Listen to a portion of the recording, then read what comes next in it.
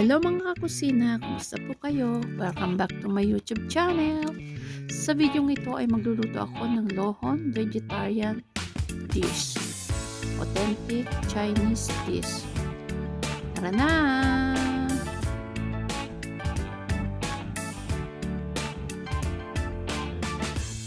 So ang ating mga sangkap ay mga susunod. Long cabbage, tofu puff, carrot, dried mushroom, binabad sa tubig, preserve the water, wood ear fungus, vermicelli,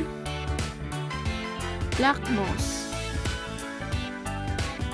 fermented red beancurd, oyster sauce, yung pinagbabaran ng dried mushroom, chicken broth, ang black moss natin ay i-drain muna natin, tapos lalagyan natin ng isang kutsaritang mantika. Ihalo-halo sa ating black moss. And then after that ay i-reserve natin siya for future use.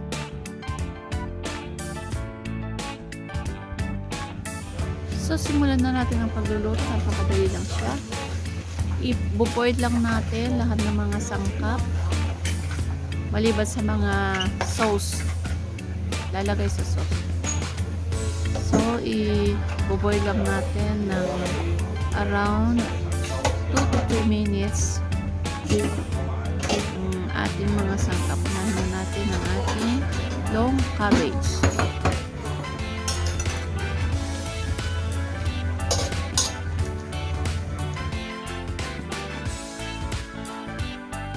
Sabay na rin natin ang ating carrot para isang kulo na lang.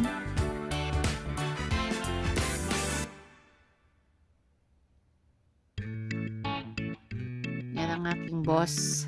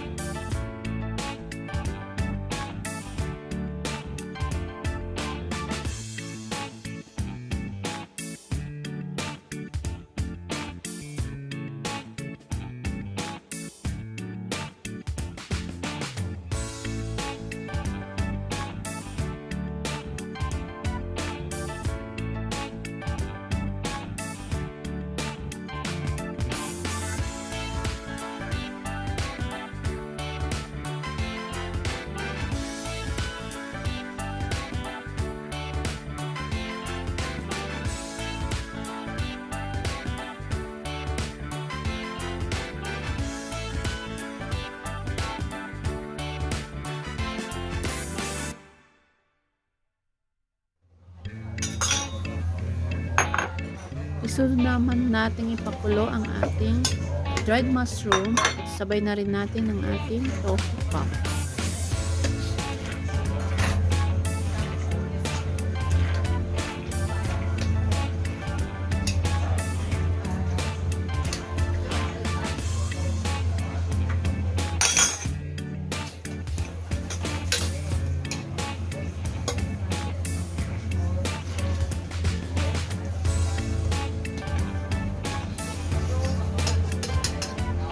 So ayan, muna natin ang ating tofu puff.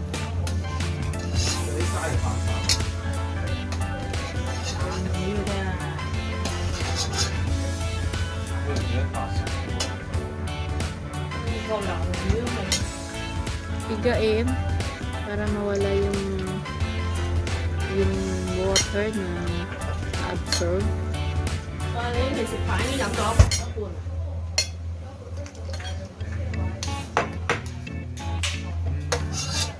And then next, tanggalin na natin ang ating dried mushroom. So ngayon, gagawin na natin yung ating sauce. Maglagay ng mantika sa kawali.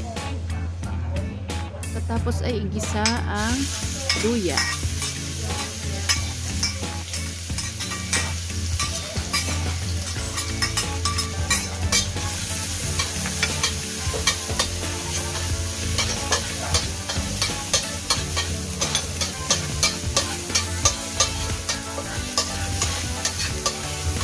Dagdag na ang bawang.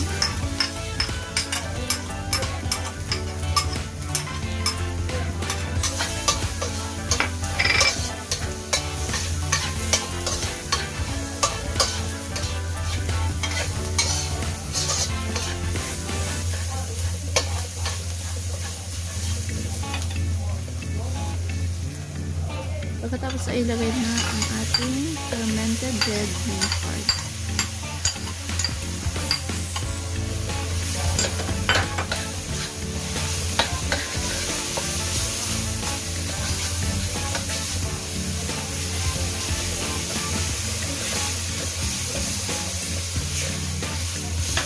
Igisa siya hanggang sa lumabas yung aroma. And then, gawin na lang natin ang ating oyster sauce.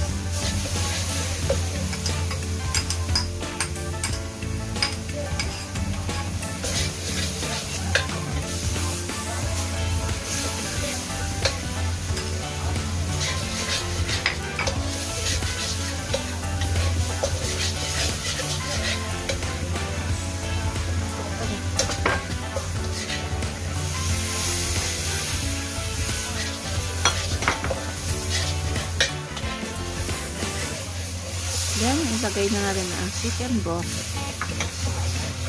at ang ating tubig na pinagbabaran ng dried mushroom. Halu-haluin lang hanggang sa matunaw lahat yung ating beancurd.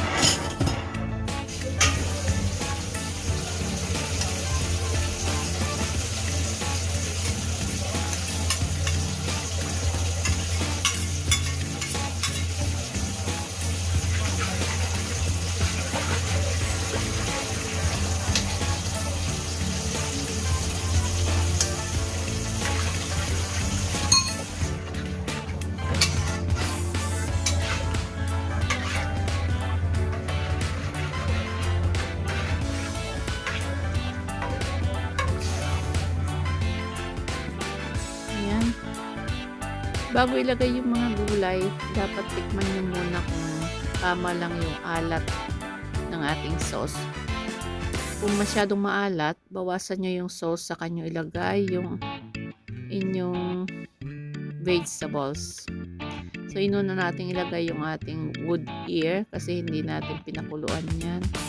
Then, sunod natin yung mushroom. Kasi yung mga yan, yung dried mushroom, mahirap luto. Kaya, yun ang inuna natin pakuluan. And then, after that, lagay na natin yung ating ibang gulay. Yung ating carrot saka long cabbage.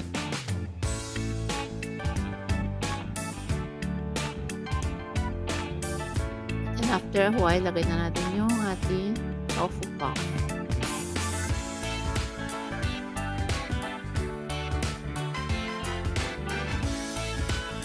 Di ba napakadali lang lutuin ng dish nito. At napakasarap niya.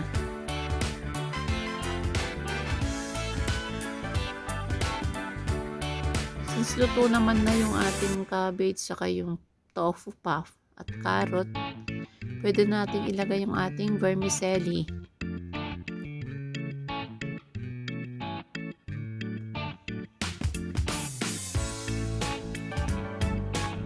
Halu-haluin siya.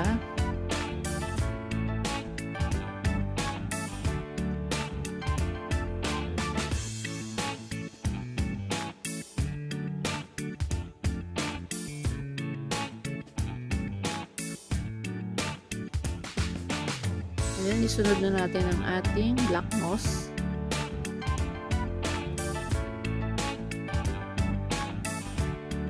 Ayan, pakuluan lang siya hanggang sa mag-dry up yung sauce, hanggang sa ma-absorb na lahat ng ating mga sangkap. Or kung masyado naman siyang matubig,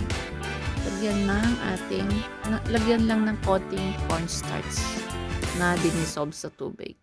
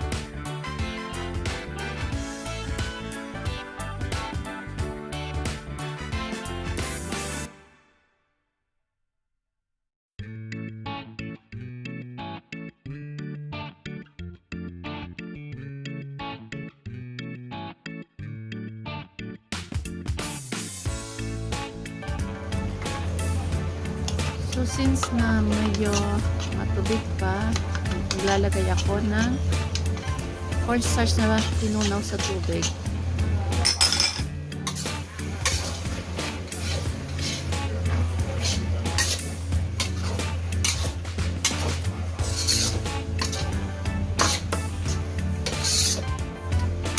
So yan, ready na ang ating lohon vegetarian dish.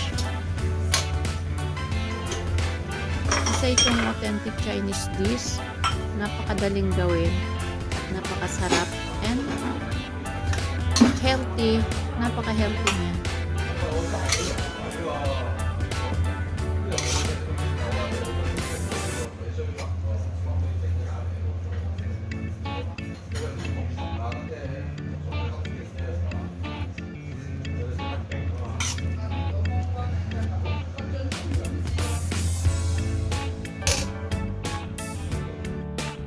So, ito na ang ating lohon vegetarian dish. Enjoy! Sa mga hindi pa nakasubscribe, please click our subscribe button, pati na rin ang ating notification bell para lagi kayong updated sa mga bago nating videos.